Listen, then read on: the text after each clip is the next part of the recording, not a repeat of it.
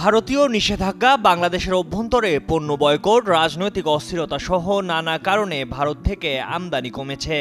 চলতি বছরের মার্চে বাংলাদেশে 13 কোটি 59 লাখ ডলার ভারতীয় পণ্য এসেছে। চলতি বছরের মার্চে বাংলাদেশে 13 কোটি 59 ডলারের ভারতীয় পণ্য এসেছে। গত বছরের একই সময়ে এসেছিল 89 কোটি 91 লাখ ডলারের পণ্য, অর্থাৎ বছরের ব্যবধানে ভারত থেকে আমদানি কমেছে 84.88%। বাণিজ্য বিশ্লেষকরা বলছেন, রাজনৈতিক বিভেদ বা দূরত্ব থেকে বাণিজ্যকে মুক্ত রাখতে হবে। অনভিপ্রেত ঘটনার প্রভাব যদি আমদানি রপ্তানি নিষেধাজ্ঞার মতো পরিস্থিতির দিকে ঠেলে দেয়, ক্ষতিটা ভারতেরই হবে। কেননা প্রতি বছর বাংলাদেশ 10 থেকে সর্বোচ্চ 13 বিলিয়ন ডলারের পণ্য ও সেবা ভারত থেকে আমদানি করছে, রপ্তানি করছে 2 বিলিয়ন ডলারের পণ্য। এর বিঘ্ন ঘটলে ভারত সেই বৈদেশিক মুদ্রা থেকে বঞ্চিত হবে। অন্যদিকে রপ্তানি বন্ধ করলে সাময়িক সময়ের জন্য বাংলাদেশ কিছুটা চাপে পড়লেও আমদানির নতুন বিকল্প উৎস ঠিকই খুঁজে পেয়ে যাবে।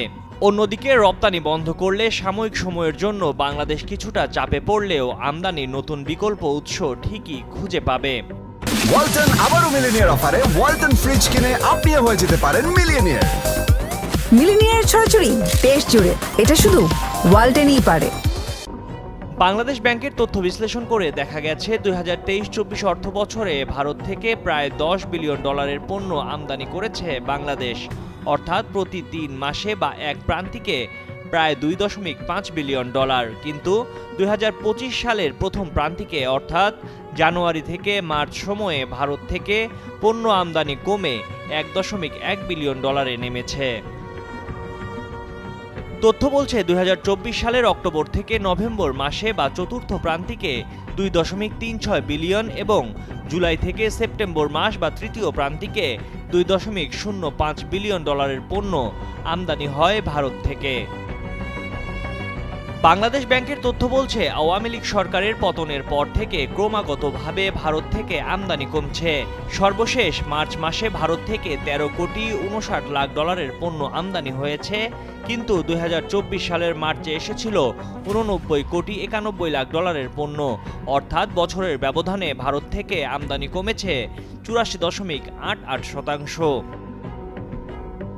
শুধু আমদানি নয়, ভারতে বাংলাদেশি ক্রেডিট কার্ডধারীদের লেনদেন নাটকীয়ভাবে কমে গেছে। চলতি বছরের ফেব্রুয়ারিতে লেনদেন নেমে এসেছে মাত্র 29 কোটি টাকায়, যা আগের বছরের একই সময়ের তুলনায় 73.15% কম। বাংলাদেশ উন্নয়ন গবেষণা প্রতিষ্ঠান BIDS এর সাবেক মহাপরিচালক ও বাংলাদেশ ব্যাংকের সাবেক প্রধান অর্থনীতিবিদ ডক্টর মুস্তফা কে মুজেরি কালের কণ্ঠকে বলেন, রাজনৈতিক কারণে ভারত ও বাংলাদেশের মধ্যে সখ্য কমেছে। এরই প্রতিফলন আমদানি হ্রাস। ভারত থেকে খাদ্যদ্রব্য, শিল্পের কাঁচামাল সহ আরও নানা পণ্য আমদানি করা হতো। এখন বিকল্প উৎস সন্ধান করতে হবে, এতে আমদানি খরচ বাড়তে পারে। তিনি আরও বলেন, যতদিন পর্যন্ত ভারতের সঙ্গে বাংলাদেশের সম্পর্কের উন্নতি না হয় ততদিন অপেক্ষা ছাড়া আর কোনো উপায় নেই। এরকম বাণিজ্য যুদ্ধের ফলে উভয় দেশেরই ক্ষতি। ময়ূখ ইসলাম, কালের কণ্ঠ।